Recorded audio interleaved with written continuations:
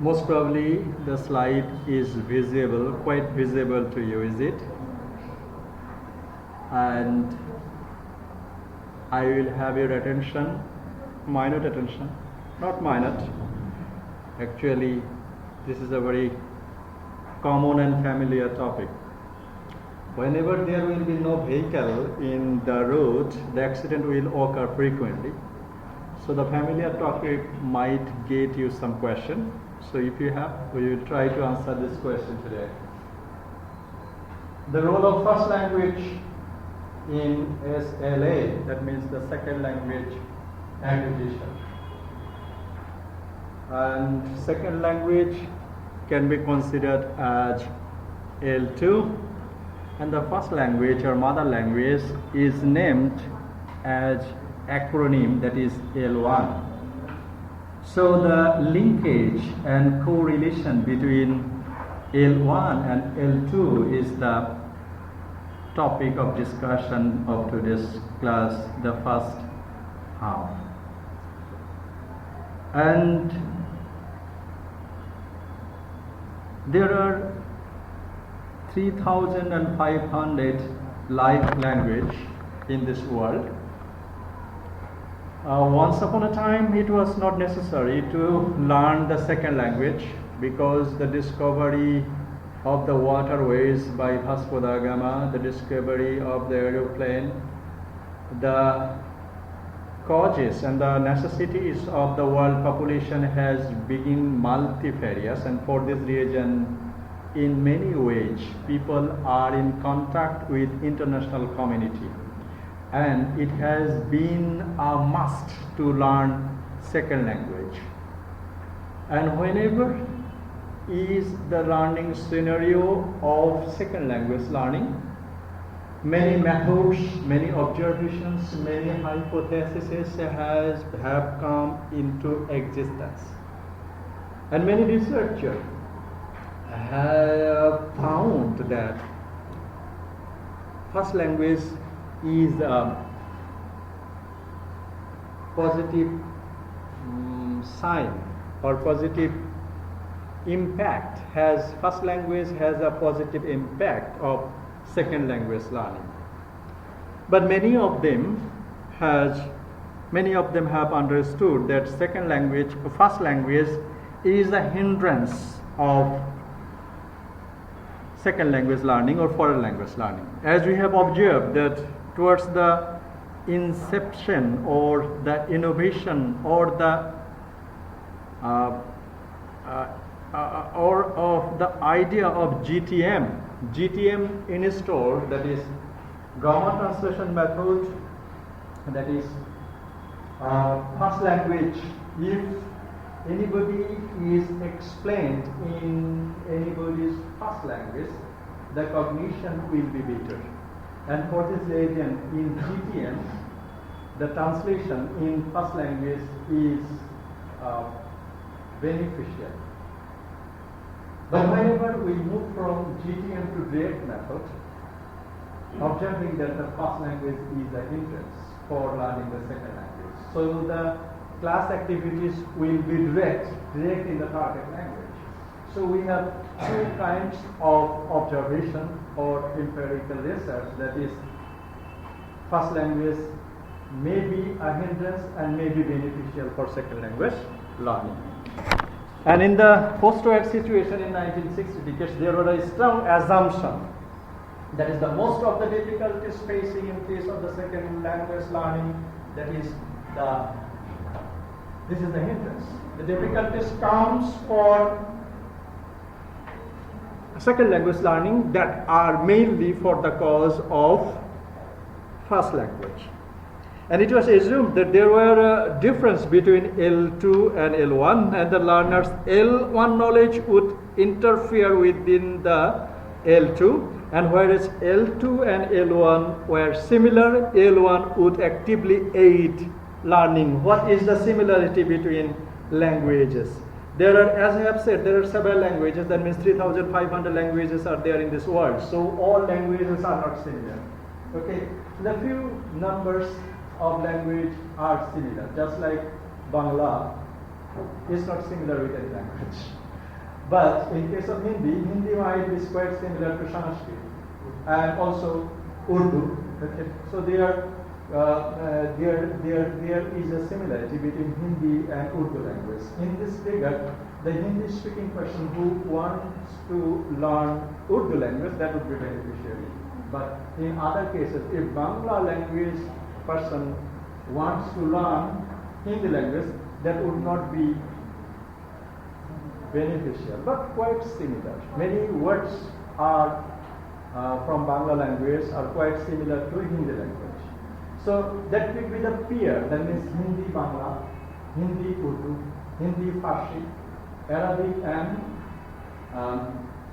and also Farsi. There may be a similarity. So this assumption is that there may have some problems.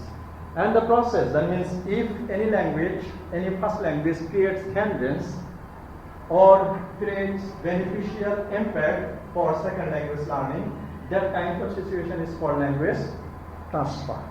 Okay. So language transfer can be defined in such a way: if the first language, the linkage between first language and the second language, it may be the positive impact or the negative impact. That impact can be called language transfer.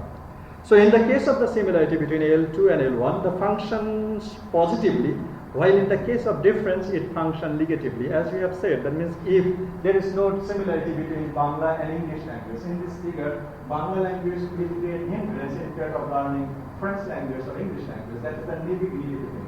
But in case of Hindi and Bangla, that would be the positive impact. So positive or negative impact, that can be called, that is called language transfer. And this kind of hindrance and this kind of beneficial aspect can be understood by some analysis. That is the error analysis. And one kind of analysis that is called contrastive analysis. Okay. So in order to identify the difficulties, a procedure is called contrastive analysis. And this was founded in the belief that it was possible by establishing the linguistic differences between the learners L1 and L2 to predict what problems the learner of a particular L2 would face. That means if we understand, that is, what kind of problem Bangla language will create if we want to learn English language. And if we understand the scenario of problem is the analysis, that analysis is called contrastive analysis. And in this regard, contrastive analysis hypothesis was submitted to empirical investigation, and what learners' error traceable to the effect of L2, and the findings of the researcher such as Dole and Bird raised grave doubts about the negative transfer of a major factor in the process of SLA. Okay, so here Dole and Bird, they said that yes, this is not understanding the problem. So if you analyze the problems that will be creating for the Bengali speaking person in case of learning French or English, that is not measured. Okay. As in the research found by Dole and the Bird. And here there is an example, that is for the cause of some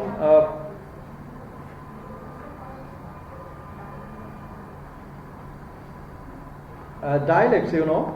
Okay. Actually, in case of if there is an analogy I have put over there. That means many of the person who live in Chittagong area or in Noakhali area or in Chapandaganj in Bangladesh, they can produce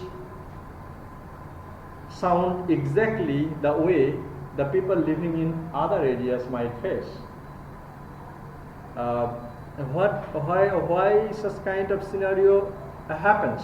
This happens that from the very beginning of their childhood, they have learned a thing in a different way, and for this reason they face some problem. That means their way of pronunciation will be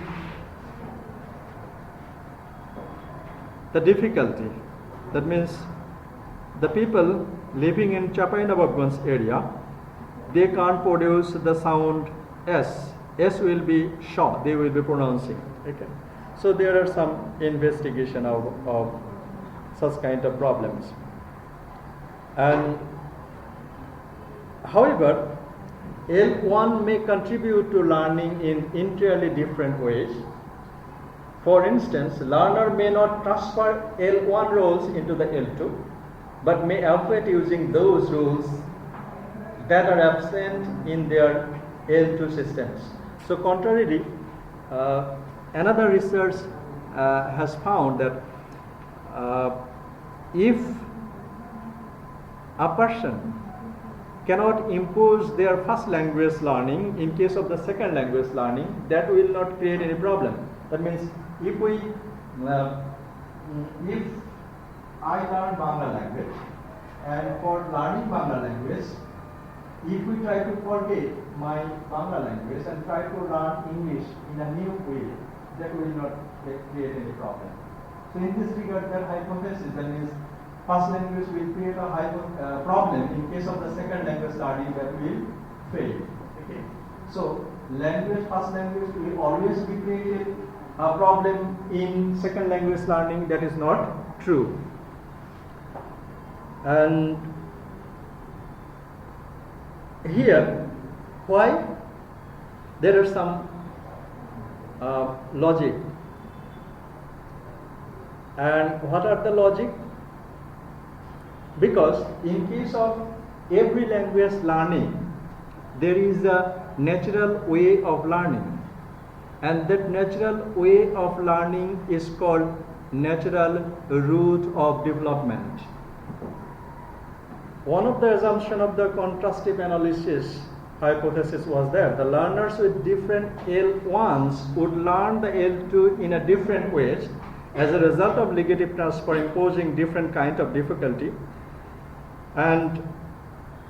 But the possibility was encouraged by research in L2 acquisition, which showed that the children learning their mother tongue followed a highly predictable route, that is the natural route development. Our question is that first language will not create any problem in learning second language. Answer is that the root language learning is quite similar to every language. If it is so, then first language will not create any problem. What is the root language learning development? That means if we observe that the common way of learning the second language, naturally first we learn the alphabet, then the grammatical unit, then the complex sentence, compound sentence in such a way. So if it is the scenario of learning the second language, then first language will not be the problem of learning the second language. Okay. So in case of similar language, first language will be beneficial, but in case of the different language, research say that it is not a different, because it will not create any different, because the natural route of development is quite similar for learning all kind of languages. So in this regard, L1 and L2 hypothesis will be failed. That means first language will always create problem in case of the second language learning is not quite true. What is the reason? Reason is that the natural route of development is quite similar to every language. And L2 and L1 hypothesis was investigated in two different ways. Okay. So one, that is the error analysis. That is through the error analysis that can be improved, that L1 will not create any problem in case of learning the L2. Okay.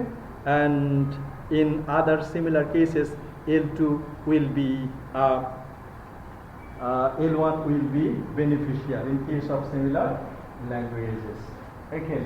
So we can also analyze the errors of second language learners in two different ways. One, we have said that the contrastive analysis, and also we can study the case, that is the longitudinal case study. That means in this study, researchers repeatedly examine the same individual to detect any changes that might occur over a period of time. Okay, so one language learner may create a problem in different situations, and that different situation will be occurring. And if we analyze this one individual learners in different scenarios, that is called longitudinal case study. And in other way, we have said that is the contrastive analysis. So L1 will be create a hindrance or beneficial that can be observed in two different ways, that is contrastive analysis and also by longitudinal case study or longitudinal studies. So in such a way, the L1 L2 hypothesis observes that L1 will be creating problems in case of dissimilar language, and L1 will be create beneficial impact in case of similar language. But in the second chapters we have said in this class, that is L1 will not create always a problem in case of learning the second language, because the answer is that the root language development of every second language learning is quite same. That means quite same in which way? That means we learn second language in quite similar way. So if the root language development is done properly, then first language will not create any problem in case of second language learning. And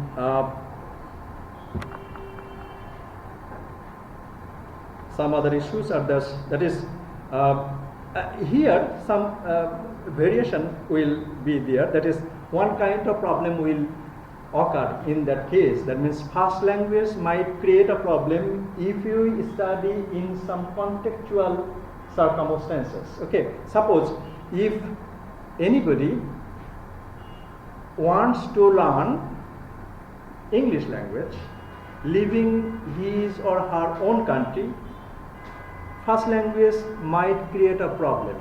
Suppose if you want to learn French language, and if you want to learn French language sitting in your home country in Bangladesh, that will create a problem.